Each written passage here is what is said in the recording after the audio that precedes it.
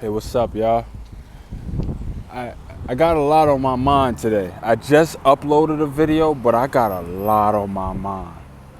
I just wanted to put that out there. Also, hold on, let me fix my screen. It's looking kind of blurry. Looking kind of blurry.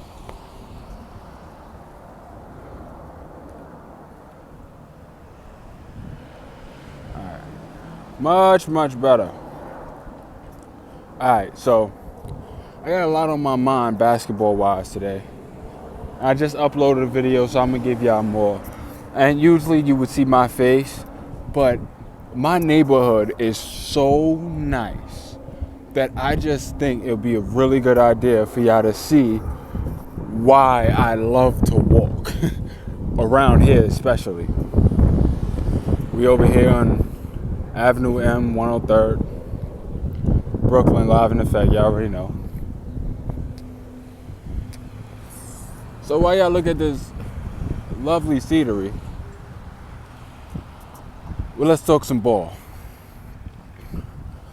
And today we're going to talk about super teams.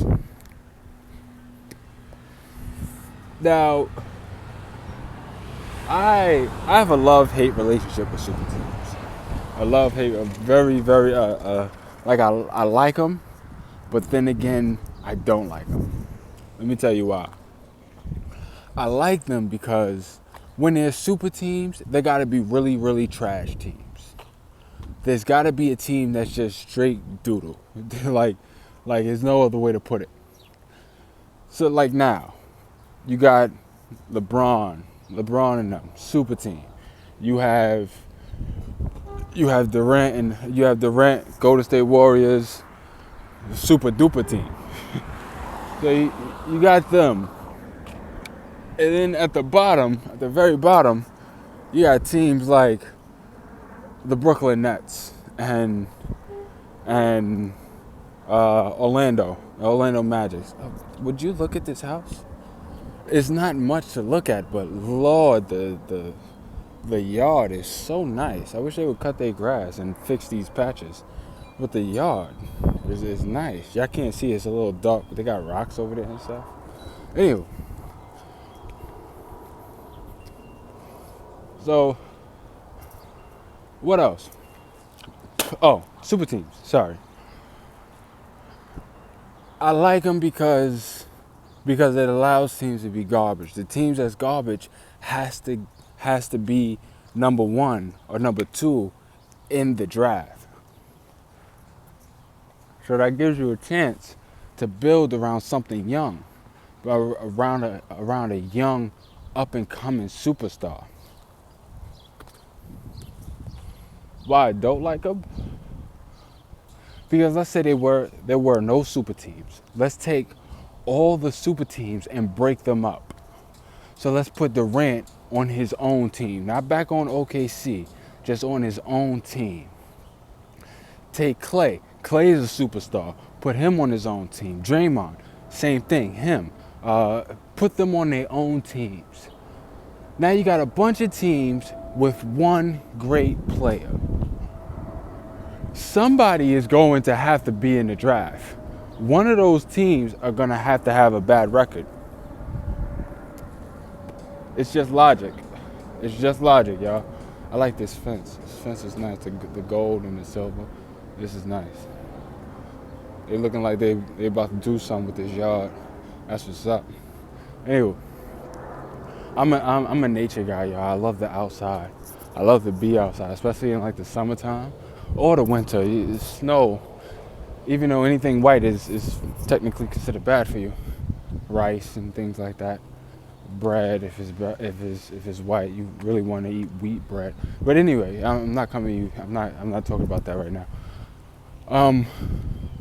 Yeah, imagine if all the teams had one great star, and let's just say Kevin Love's team had the worst record in a draft like we have now. Now you got Kevin Love, and you have a young point guard coming in. Baby Alonzo Ball. or Markel Folks or someone of that nature. You have something to build around, but you still have a star. This is what New York doesn't understand. Why would you get rid of Melo? Oh, you see that? There's some pretty colors. Hold on, I gotta get closer to this baby. They fence. They fence around their house, kind of glass. Not kind of glass. It is glass. It's amazing. I ain't never seen that one before. See, that's a nice house, y'all. That's a nice house. Anywho, so yeah, like this is what the Knicks don't understand. You have Carmelo Anthony. Forget if you can't win with him right now. You can't win with him right now because you ain't got the pieces to win with him. You don't have the personnel to put around him. That's why you can't win. Not because he's not a good player. Not because he's not an all-star anymore. No. He is still a scoring machine once you put the right pieces around him. Look what Dan and Tony did with Houston. Oh, they got columns on their shit? With connecting houses? My man. That's nice, y'all. That's nice. Anyway, you have a good team. You're in a draft. It looked like you're gonna have a top 6 pick from 1 to 6. Like, why would you get rid of somebody who is a prolific scorer when you can have the point guard of the future? Because this draft is full of point guards, especially in like from 1 to 10. It's like 5 point guards going. You got all these point guards, which is what you need because you're about to get rid of Derrick Rose. Hopefully you get rid of Derrick Rose if you were smart. They cutting grass, y'all, so if you can't hear me, my fault. So you got all these pieces. Now you just need some more young pieces to grow around. Carmelo Anthony is on record saying that he don't care about winning and losing. He just wants to play for New York. Why would you want to get rid of him? That makes 0 sense. 0. You can actually have something in 3 years. Have a legacy with that one player. You can go and get another prolific scorer and let Carmelo take him under his wing so he can teach him the art of the scoring thing, of this ISO scorers. I just don't understand. I don't understand it. It makes no sense to me. It's very illogical. That's what I'm trying to say, I guess. Well, that's why I like and don't like super teams. It's always a give and take with that one. Let's see what else. I had so much before I started the video. Jesus. While I think, just check out the scenery, y'all. Check out the scenery. It's nice and open. All in Canarsie. You don't see no dogs out here. You see no gangsters, no gangbangers. Got public transportation. Talk about you need to drive. I really like this blue they got going on over here. It just goes so well with everything. Anywho, Paul George is good as gone. I don't know where they're gonna trade him to. Me personally, I wouldn't care about his opinion when it comes to trading him. For the way he's acting right now, and the way he's throwing his teammates under the bus, I really wouldn't. I kind of wouldn't take his opinion into consideration. I would just trade him for the best pieces we can get.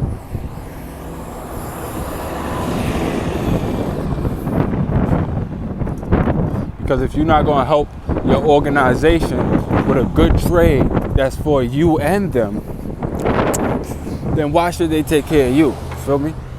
Why should they make sure you're at a contender? Why don't they just trade you to Orlando? Then what? What are you going to do? You got to play out your contract. You can't just not play your contract. You got to play out, or you got to ask for a buyout. And nobody is giving him a buyout right now. Nobody is going to give that man a buyout. So he gotta help. He gotta help the organization so he can help himself. That's what it boils down to, y'all. Let's see. I already know my pick for winning the championship. For the East, I got LeBron and them. For the West, I got San Antonio. Oh, while we're here, let me talk about Golden State. Let me dig into that real quick. So, there's not much to say. It's a really, really good team. It's like an offensive juggernaut. Once it starts, it can't be stopped. Once it gains momentum, there is nothing on this planet that can stop the Golden State Warriors from scoring. We already know this. Here's what you may not know. The ways of beating them is very simple. It's very simplistic, and you may have missed it. Rebounding and defense. Of course you need scoring. Of course you need people who can score. But that's the thing. Everybody on your team should be able to get you some points. San Antonio basketball is what I'm saying. That's the kind of basketball you need to play. You need to play San Antonio basketball. That gives you a better chance. Oh, they playing ball outside? Oh, they youngin' though. They youngins. I can't see it. Hold on, let me see if I can zoom in. And I can. Basketball in the street, regular Brooklyn shit. Anywho, zoom back out.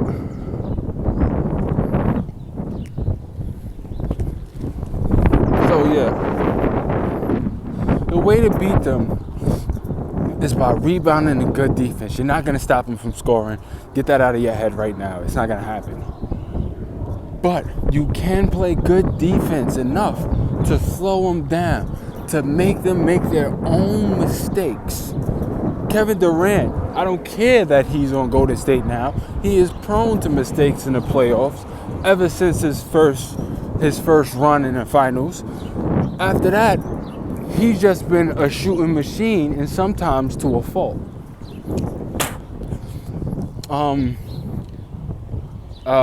Steph Curry still has a lot to prove when it comes to the playoffs. So we're good. The jury is still out on them. Ooh, Mustang. The jury is still out on them, on him. Draymond Green is the problem because he is really, really that good. Draymond Green is that good, y'all. I'm telling you, he is. He plays defense. If he spots of it, and because you got so many shooters, and he's at power forward when he's really a small forward, and he can play center efficiently. He can play center okay. He can't hold DeMarcus Cousins or anybody like that, but he can play center.